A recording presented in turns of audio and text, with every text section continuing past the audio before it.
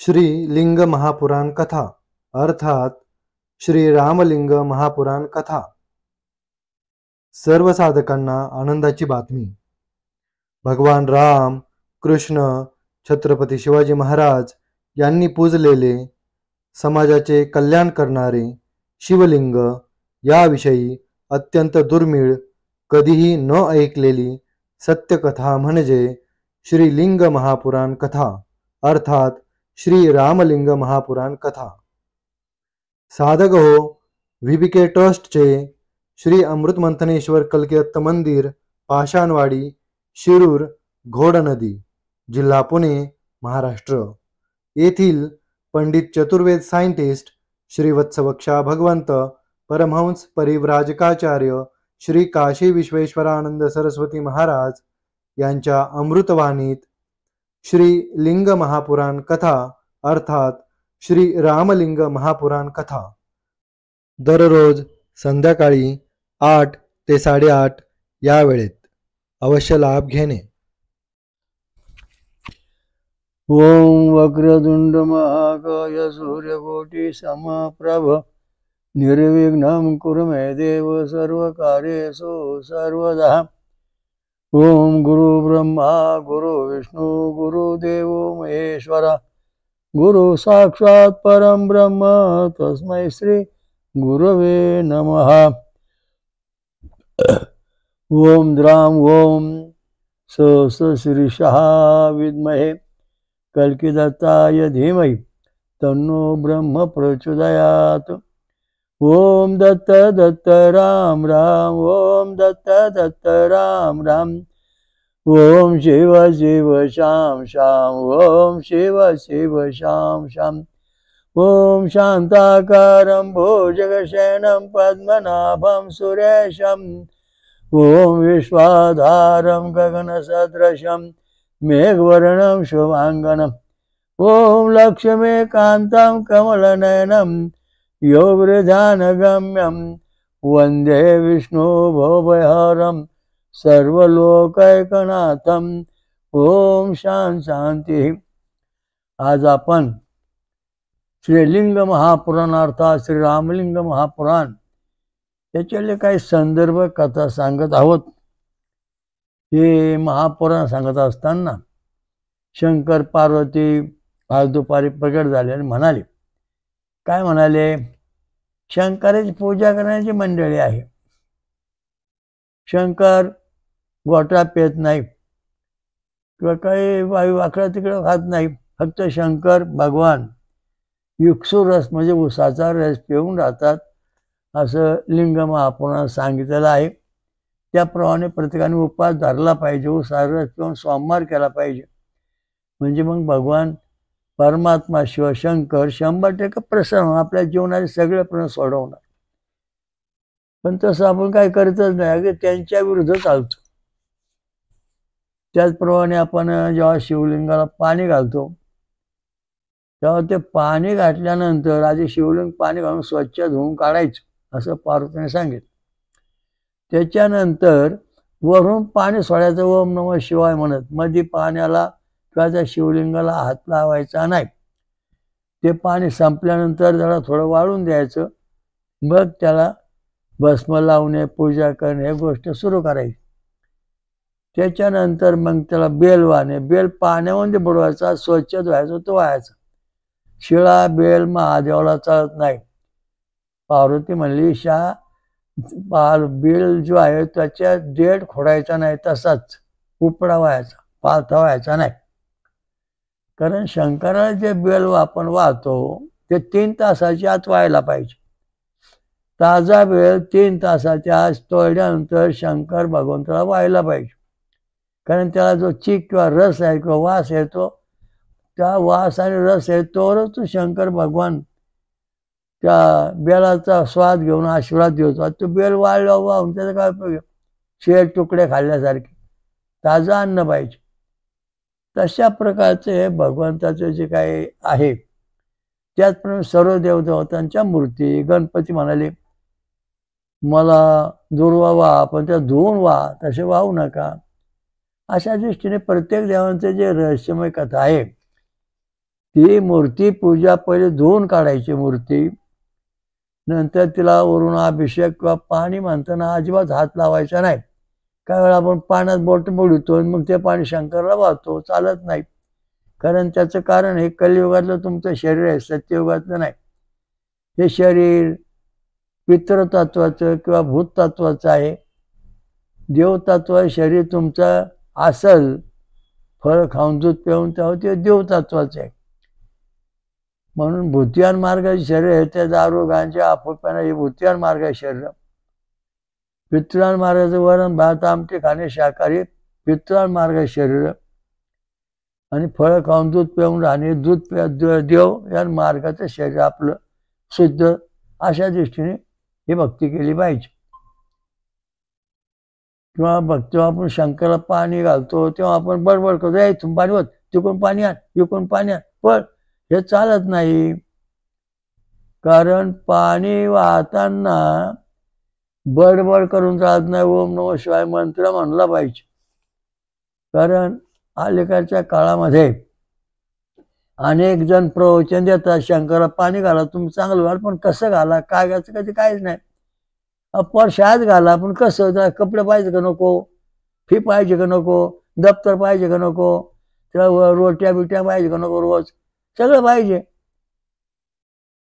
तसंच तुम्ही देवाची भक्ती करताय तर हे कीर्तन कर बुवा किंवा कुठली माणसे त्यातले सविस्तर काही सांगत नाहीत.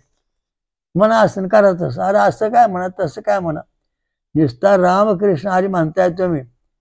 कोण रामासारखं वागवतोय, कोण कृष्णासारखं वागवतोय. रामप्रभूची शिवभक्ती याच्यावर थोडं सांगतो. दिनचर्या रामप्रभू पाठ उठायचे, शरीराने आंघोळ करून यायचे, नंतर मग जप जापे करायचे, मग सकाळी अग्निहोत्र होम हवन करायचे, मग दरबार जायचे, दुपारी होम करायचे दरबारचे, संध्याकाळी पण होम, त्रिकाळ पूजा करायची शंकराची. भगवान राम प्रभू ही त्यांची दिनचर्या. ग्रंथ वाचणे, पुराण वाचणे, शिवपुराण वाचणे, त्याची कथा ऐकणे त्यांचं कर्तव्य. त्याचप्रमाणे भगवान कृष्ण पाठ उठायचे, द्वारकेत आंघोळ करायचे, जप जाप्य करायचे, मग अग्निहोत्र करायचे, आणि मग आपल्या दरबारात त्रिकाळ पूजा भगवान कृष्ण पण करायचे. त्याच्यानं अलीकडचं काय शिवाजी महाराजांचं आपण पाहिलं, त्यांची दिनचर्या. तर शिवाजी महाराज सकाळी उठायचे, थोडं ध्यानधारणा करून तुळजापूरचं देवीचं आणि शंकराची पूजा करायची, आणि जमन तेव्हा हवन बिवन करायचे. अशा दिवशी शिवाजी महाराज शंकराची पूजा करीत होते. हर हर महादेव. भगवान शंकराच्या कृपेशिवाय कोणालाही राज्य करता आले नाही, येणार पण नाही. रामप्रभूने शंकराचं सहकार्य घेतलं, कृष्णाने शंकराचं सहकार्य मिळवलं. इतिहास मोठे आहेत, पण थोडक्यात सांगितलं की शिवलिंगाची पूजा करताना त्या शिवलिंगावरती आपण पाणी ओतून हाताने धुतो, हे धुवून स्वच्छ झाल्यानंतर वरून पाणी वाचायचं. किंवा तुमचं काय दूध बीध असं हात लावायचा नाही, किंवा दुधाला पाणीचा भांड्याला सुद्धा आपण हात लावा बुडवायचं नाही. इतकं क्लिअर स्वच्छ पाणी किंवा उसाचा रस भगवान शंकर शिवलिंगावर सोडायचा, अभिषेक करायचा. भगवान शंकर असं वर तोंड करून ते पाणी किंवा तो उसाचा रस पितात. मला दिसत नसेल पण ते पितातच रोज. भगवान शंकर दररोज उसाचा रस पितात, म्हणून रामप्रभू उसाचा रस पेत होते, कृष्ण उसाचा रस पेत होते, शिवाजी महाराज उसाचा रस आवडत होता. अशा दृष्टीने सगळ्या परिस्थिती आहे. त्याच्या दृष्टीने आपण हे शिवलिंगाची पूजा करताना 50 चुका करतो. पाणी घेऊन येतो घरून, रस्त्याने बडबड करीत ती बाई अशी हवा तसाही चालत नाही. पाणी धरले हातात घेत तांब्या भरून घेतल्यानंतर ओम नमः शिवाय म्हणत मंत्र म्हणून त्या शंकरा शिवलिंगाच्या पिंडीवर घातलं पाहिजे, असं शास्त्र आहे. तसं काहीच काय करीत नाही. 50 चुका तुमच्या, कसं काय देव प्रसन्न होणार. शिवाय भगवान शंकराला काय प्रिय आहे, उसाचा रस, त्यांना तो प्यायला दिला पाहिजे, सोमरस. देवाला सोमरस प्रिय आहे, अमृत प्रिय आहे. पृथ्वीवर स्वर्गातले जे देव आहेत त्याच्याकरता आपल्या धर्माच्या माणसाने काय करावे धर्माने सांगा. पूर्वी स्वर्गातल्या देवांच्या करता प्रत्येक राजदरबारामध्ये मोठमोठे होम हवन होत असत. परंतु आता तसं कुठं काय राहिलं नाही. आता फक्त अयोध्या होम हवन चाललं, पण दररोज कुठे आहे का नाही तो प्रश्न पुढचा. तर देवांना स्वर्गातल्या देवांना होम हवनाचं भोजन त्यात इंद्रदेव म्हणले आम्ही आता आलो कल्की मंदिरात, तुम्ही हवन जेव्हा देताय ते हवन आम्हाला 30 दिवसांनी इथून पोहोचते. इतका लांब असायला आम्हाला वेळ नाही, तो आम्ही आता या मंदिरात येऊन राहतो. बृहस्पती देवांचे गुरु, देवांचा राजा इंद्रदेव आणि सगळे देव देवता हे सगळे येऊन इथं बसल्यात. त्यांना हवन पाहिजे रोज, ते दिले जात. 1945 सालापासून कल्की दत्त मंदिर या ठिकाणी आपण होम हवन सुरू केलेले आहे आपल्या गुरुने सांगितल्याप्रमाणे. आता किती वर्ष लागले ते हिशोब करून बघा. तर अशा दृष्टीने हे जे शास्त्र आहे स्वर्गातल्या देवांचं भोजन होम हवन, कसदार कसदार हवन करा म्हणे. कोण? इंद्रदेव म्हणले आम्ही देव आहोत, सडकीन बाडक्या सोपारी आमच्या नशिबाला, किडकी फळं, किडके उडद, किडके धान्य हे सगळे वाहण्याचं दुकान करून तरी आणून तुम्ही तरी ठेवता, हे करायचं चालत नाही. देवांना उत्तम एक नंबरचं हवन पाहिजे, कसदार पाहिजे, शेंगदाणे भगर असंच कसदार हवन पाहिजे देवांना, तेव्हा आपल्या देव प्रसन्न होतील. तसे होत नाहीत. इंद्रदेव म्हणाले अरे आम्ही देव आहोत, आम्हाला हे किडकं मडकं सडकं झोमा सोडता चालत नाही. चांगलं शुद्ध हवन पाहिजे, तेव्हा आम्ही तुमच्यावर कृपा करू. यज्ञनारायण म्हणाले तुम्ही आम्हाला जेवढं हवन देतात तेवढे आम्ही सगळ्या देवांना हवन पोचू. यज्ञनारायण म्हणाले आणि सगळे देव तुम्हाला प्रसन्न होतील. सगळे देव आपला प्रसन्न करता एकच रामबाण उपाय यज्ञ नारायण, म्हणजे यज्ञाची पूजा केली पाहिजे तेव्हा सगळे देव प्रसन्न होणार. आणि तो यज्ञामध्ये 24 तास चालणारा कमीत कमी 48 वर्ष पूर्ण होतील. तिथं सगळे देव येऊन ते लोकांना प्रसन्न होतात. आता सकाळी पेट्रोल झालं प्रसन्न, लागले उड्या मारायला नाही चालत.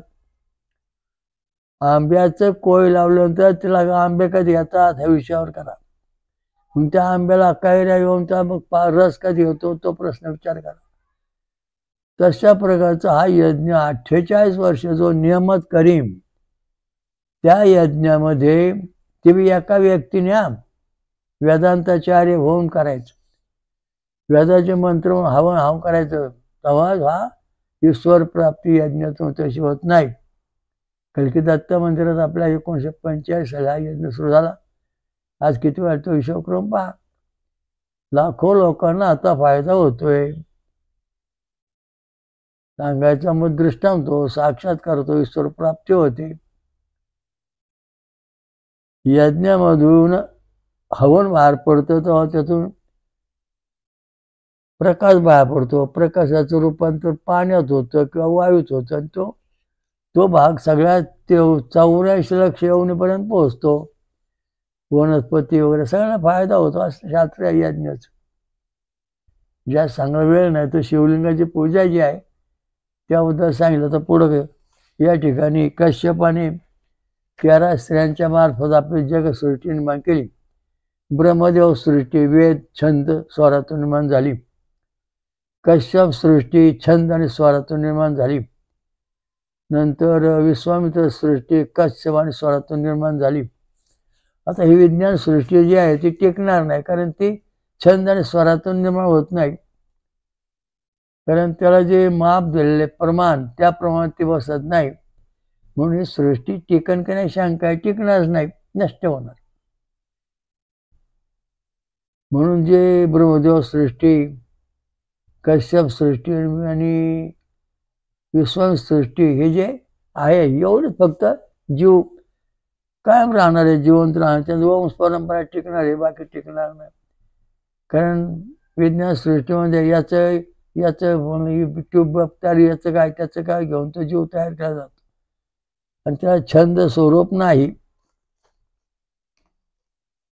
त्यामुळं ह्याच्यामध्ये अडचण निर्माण झालेली आहे. छंद स्वरातून जर प्रजा निर्माण करता आली, ज्वारी, बाजरी, गहू, तांदूळ, हायब्रिड, तर हे पीक कायम टिकन आयुष्यभर. ज्वारी बाजरी कायम वंशभर परंपरा टिकते. आंबे तसे टिकतात.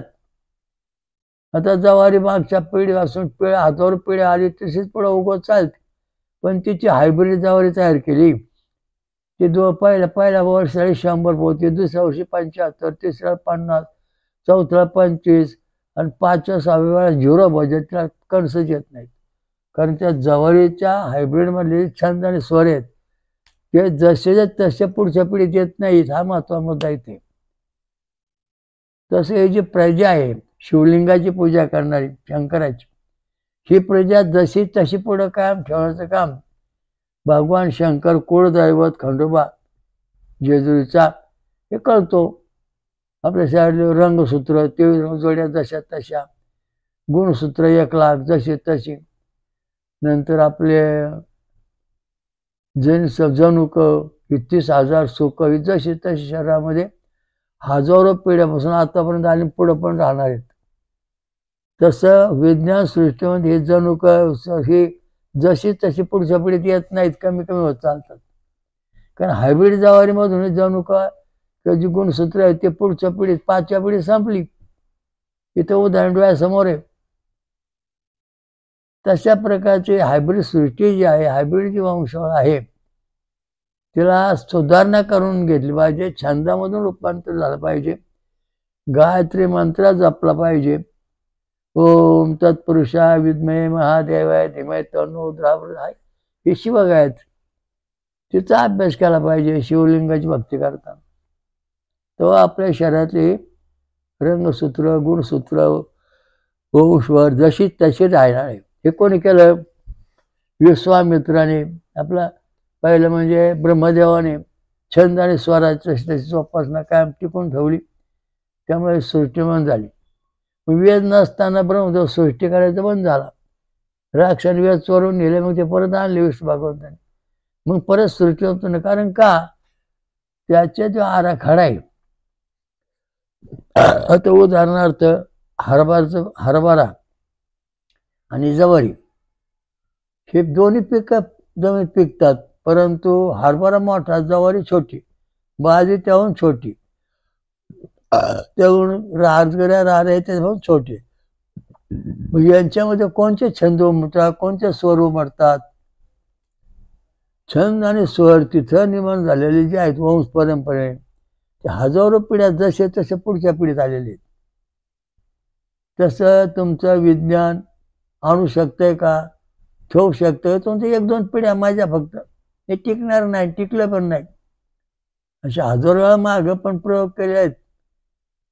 त्यावेळेस हे जे तुमचं विज्ञान आहे, ट्यूब बेबी शिरूरमध्ये जेवढे स्वतः मंदिरात जे ऋषी राहत होते, ते मला काल भेटले. म्हणले, महाराज तुम्ही आला, मी पण इथं आहे, मला आता भूक लागली, मी यज्ञावर बसतो. ठीक आहे. त्याच्यानंतर अश्विनीकुमार म्हणले, मला काय खायला मिळत नाही, पण यज्ञावर बसतो. मग अश्विनीकुमार म्हणले, व्याजात तुम्ही आमची माहिती वाचली का? म्हणलं वाचली. अश्विनीकुमाराने एक काय माणसा डोळे नव्हते, कृत्रिम डोळे करून बसवले. नंतर त्याने काही गायांना संतती होत नव्हतं, कृत्रिम व्रत तयार करून संत निर्माण केली. काही स्त्रियांना संतती होत नव्हती, त्यांना ट्यूब बेबी तयार करून त्यांना संतती झाली. कायांचे हातपाय डोळे तुटले होते, त्यांना हातपाय डोळे जोडले. कोणी? अश्विनीकुमाराने. जगाच्या आरंभी कुठं? शिरूर क्षेत्रात रामलिंगाजवळ आपण बसल्या यज्ञाजवळ, या कुंडाजवळ, यज्ञाजवळ, या ठिकाणी अश्विनीकुमारांनी ही विद्या तयार केली. म्हणजे ही सगळी विद्या जी आहे अश्विनीकुमारांची आहे. हे देवांचे वैद्य आहेत. ऑपरेशन करणे, डोळे बसवणे, तोडून काढणे, हातपाय जोडणे, हे सगळी क्रिया अश्विनीकुमारांनी जगाला प्रथम दिलेलं आहे आणि त्याच्याला काही भाग जगात तसे चाललेला आहे. वेदा जर आपण भरपूर वाचलं तर असं आहे, शिवलिंग पुराणमध्ये वेदामध्ये अश्विनी कुमारांचं महत्त्व सांगितलंय. तर हे छंद जसे तसे हजारो पिढ्या पुढच्या पिढीत आले पाहिजेत. ब्राह्मण वंश हा जसा तसा कायम चालला. गायत्री मंत्र, छंद आणि स्वर याच्यामध्ये ब्राह्मण वंश हजारो पिढ्या जसा तसा आतापर्यंत आलेला आहे. तुम्हाला होऊ झाले. मग तुमचा जो वंश आहे सगळ्या इतरांचा, त्याच्यामध्ये गायत्री मंत्र जपले जात नाही. ब्राह्मण, क्षत्रिय, वैश्य यांच्यामध्ये गायत्री मंत्राचा प्रभाव पहिल्यापासून पडलेला आहे. त्यांचा वंश जसा तसा चालू आहे.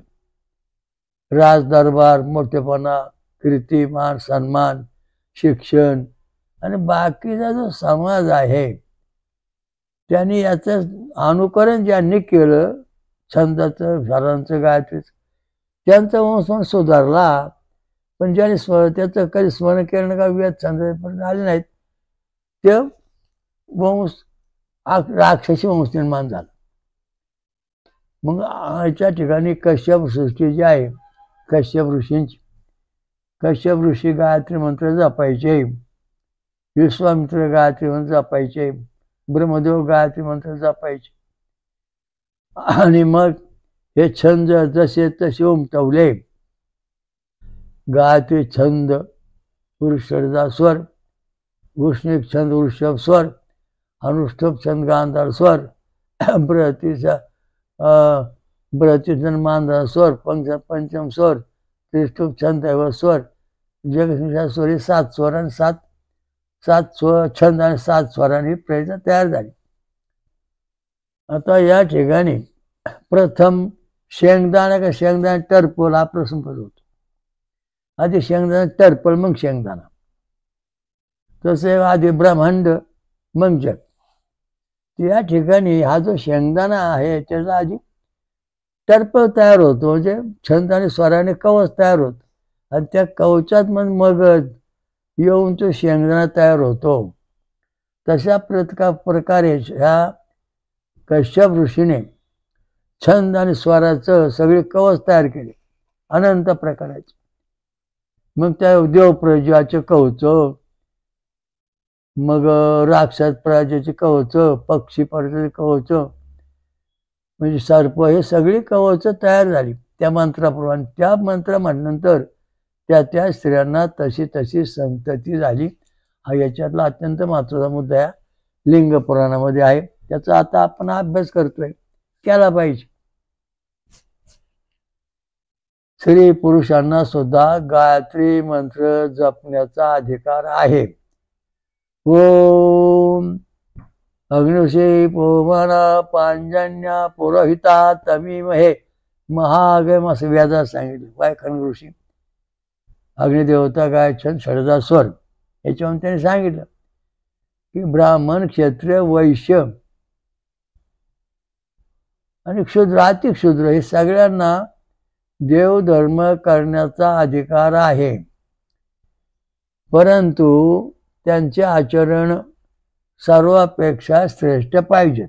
आता याचे आचरण श्रेष्ठ पाहिजे म्हणजे कसं की हे बाकीचे जे समाज आहे, वरण भात आमटी खाण्याच्यापेक्षा श्रेष्ठ. फळं खाऊन राहिलं पाहिजे, दूध पिऊन राहिलं पाहिजे, म्हणजे वरच्या लेवलमध्ये आला. म्हणजे त्यांना अधिकार करायचा जमतो. कुठल्या जाती धर्मात जरी असला तरी तुम्हाला फळं खाऊन दूध पिऊन तुम्ही साधना केली तर तुम्ही देव बनू शकता. कारण याला कश्यप ऋषीचं वरदान आहे. कारण ब्रह्मसृष्टी, ब्रह्मदेव सृष्टी, विश्वामित्र सृष्टी, कश्यप सृष्टी ही 3 सृष्ट्या. आणि विज्ञान सृष्टीला काय आहे, रंगसूत्र, गुणसूत्र, XY याचं वरदान आहे. हे रंगसूत्र X आणि Y हे यांच्या संशोधन पिढ्या जात पुढं विज्ञान सृष्टीमध्ये राहणार आहे. परंतु छंद आणि स्वर नसल्यामुळे ही प्रजा बेढप जन्माला येणार आहे. बेढप म्हणजे कमी जास्त प्रमाणे 1 ते 16 छंद आणि स्वर. 24, 28, 32, 36, 40, 48, 72 असे दोन्ही छंद जे आहेत, या पद्धतीची जी प्रजा आहे ती देवप्रजा, मानव प्रजा, वैश्य प्रजा, मानव प्रजा, शुद्ध प्रजा आहे. परंतु कश्यप ऋषी, हिरण्याक्षप, कश्यपू, हिरण्याक्ष हे जे ऋषी राक्षस आहेत, यांचे जे छंद आहेत उमटलेले ते 27, 29, 31, 41, 49, 71, 73 अशा स्वरूपाच्या अक्षरात दोन्ही थोडा फरक होऊन जन्म आलेले आहेत. त्यामुळे राक्षस प्रजा निर्माण झाली. त्याच्यामध्ये प्रल्हाद जो होता तो जन्मताच नारायण नारायण पायच्या पौरपुत्रात म्हणायचा, हिरण्यकशिपाचा कयजचा मुलगा. त्याच्याचं कारण आहे की त्या नारायण नारायण आत म्हणायचा फक्त प्रल्हाद. याचं कारण आहे तो का असं म्हणायचा, तर त्याच्या शरीरात जो रचना जी शरीराची आहे ती छंद आणि स्वरामध्ये झाली, म्हणून तो जन्माचा आईच्या पोटात नारायण नारायण म्हणायचा. आता तुमचा जन्म झाला मोठा झाला तर तुम्हाला नारायण म्हणता येणार, आणि गायची छंदापर्यंत तुम्ही शरीर नसल्यामुळे तुम्ही तिकडे दम धरेनात. आता साधं उदाहरण आहे, व्यसनी माणूस आणि शाकाहारी माणूस. हा शाकाहारी माणूस जर समजा गायत्री मंत्र जपतोय आणि व्यसनी माणूस पण जपतोय, तर व्यसनी माणूस गायचे छंद हा शाकाहारी जपतोय, याचे छंद शास्त्रोक्त पद्धत उच्चारायचे आहेत. त्यामुळं हा काय फेल होत नाही का पळत नाही. पण तोच अमंगळ किंवा व्यसनी माणूस गाय छंद जपतोय, त्याच्या मंत्रात थोडी चूक झाली की तो ब्राह्मण असो नाही तर कोणी असो, तो राक्षसी प्रवृत्तीकडे जातो किंवा वाकडे तिकडे खायला लागतो. कारण का, तुमची जी निर्मिती आहे ती छंद आणि स्वरातून आहे, ब्राह्मण तत्वाची आहे, राक्षस तत्वाची नाही. म्हणून ज्यांच्यामध्ये छंद आणि स्वर शास्त्रोक्त पद्धतीने उमटतात त्यांचे ते मानव ज्ञानोबा तुकाराम म्हणत किंवा भजन कीर्तन करीत साधू संन्यासी बनून राहिले आहेत. आणि ज्यांचे छंद उमटले नाहीत ते अमंगळ किंवा वाकडे तिकडे मार्गाने जातात. देव आणि चेडे गोटे. आता इथं प्रश्न आलेला आहे. देवांचे छंद जे आहेत ते गायचे छंद षडजा स्वर, अनुष्टुप छंद गांधार स्वर, मुष्णिक छंद ऋषभ स्वर, अनुष्टुप गांधार स्वर, ब्रेचन मांधार स्वर, पंचम स्वर, त्रिष्टुप दैव स्वर, जगेश्वर निषाद स्वर. याच्यामध्ये देवलोकांची निर्मिती आहे, मानवाची निर्मिती आहे शूद्रामध्ये. आणि ज्यांची निर्मिती याला सोडून आहे ते चेडे गोटे भूत, कारण त्याला देवलोकात मिळून जाता येत नाही म्हणून ती भूत बनली, पिशाचे बनली. या दृष्टीने याच्यामध्ये कश्यप सृष्टी आहे, हे जे देव सृष्टी आहे पण राक्षस सृष्टी पण आहे. देव सृष्टीमध्ये छंद स्वर व्यवस्थित उमटलेले आहेत आणि राक्षस स्वरामध्ये ते उमटलेले नाहीत. तेव्हा आता पुढं काय ते बघू.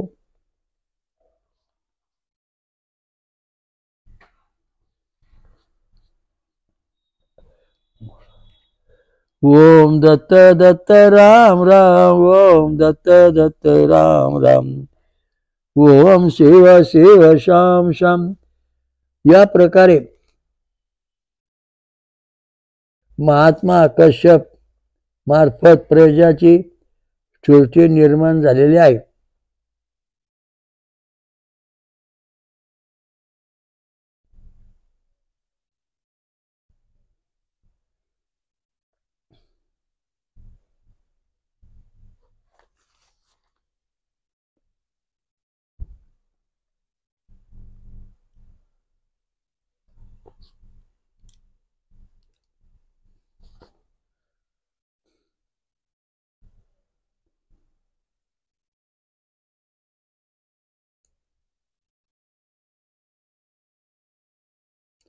ते सर्व चराचर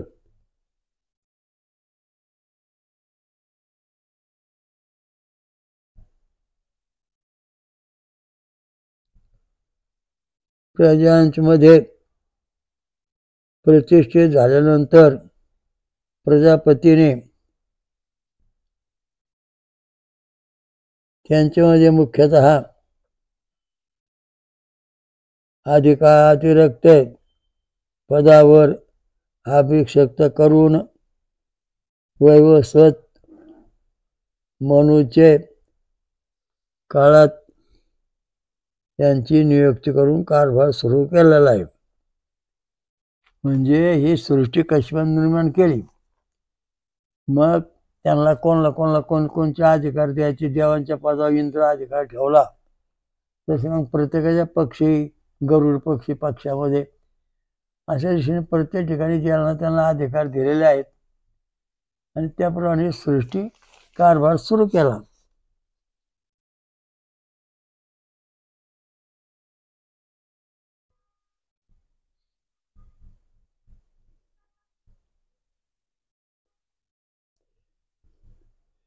मनुष्याचा अधिपती बनवला. स्वयंभू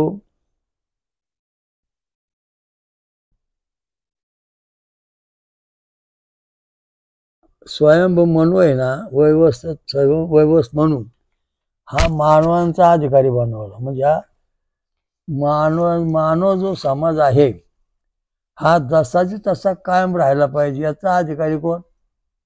वैवस्वत मनू. हा वैवस्वत मनू जो आहे त्याने हा कारभार पाहायचा मनुष्यांचा. स्वयंभू मनवंतरामध्ये पहिल्या ब्रह्मदेवाने ज्यांना अभिषिक्त केले होते त्यांचे मार्फत पर्वतासहित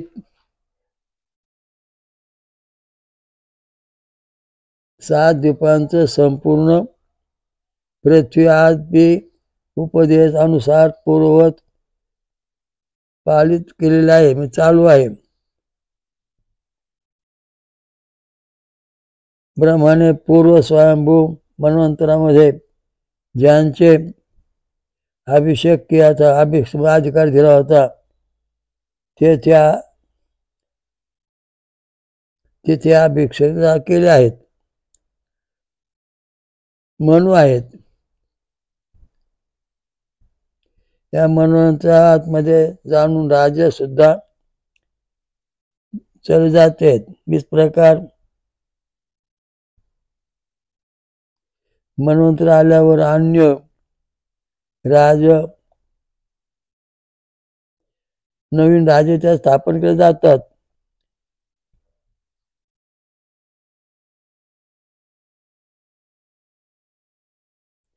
याच्यामध्ये अनेक राजे देवधर्म सांगितले आहेत. कारण का त्या मनवंतरामध्ये प्रत्येक मनवंतरामध्ये राजे वेगळे, प्रत्येक अवतारामध्ये राजदरबार वेगळा आहे, सगळं याच्यात लिहिलेलं आहे. कोणत्या मनवंतर कोणचं आपला एवढं सार वेळ नाही. आता आपला वंश कुठून आला, कुठं आला, काय आले आपण पाहायला पाहिजे. आपण लक्ष देत नाही ना. आपलं वंश कोणचं, आपलं कुळदैवत कोणचं, त्याच्या संवेदना कशा, हे आपण सगळं पाहिल्यानंतर आपलं जीवन सुरक्षित राहील. तसं राहू शकत नाही. ओम दत्त दत्त राम राम, ओम दत्त दत्त राम राम, ओम शिव शिव श्याम श्याम, ओम शिव शिव श्याम, ओम स्वयंभू विश्वराजा श्यामदत्त महाराज की जय. स्वयंभू महापंचसागरेश्वरी महादुर्गा महाशाकंभरी माता की जय. ब्रह्मशात्री महाराज की जय. महासती अनुसया माता की जय. सर्व देवदेवता की जय. साधु संतान की जय. धर्म की जय हो धर्म. हरिओम दत्त. आता पुढील भाग. हरिओम दत्त. ओम शांती. सर्व साधकांनी महाराजांच्या या वेदमंत्र आणि रक्तगट संशोधनाचा प्रचार करावा. VBK ट्रस्ट ची योजना बेकारी संपविणे. वेदमंत्र आणि रक्तगट प्रचार करा. समाजाकडून मदत होते. जगभर घरोघरी प्रचार करा. अधिक माहितीसाठी पुढील पत्त्यावर भेट देणे किंवा संपर्क साधणे. VBK ट्रस्टचे स्वयंभू विश्वराजा श्री अमृतमंथनेश्वर कल्किदत्त मंदिर, पाषाणवाडी, शिरूर, घोड नदी, जिल्हा पुणे, महाराष्ट्र. हरिओम दत्त.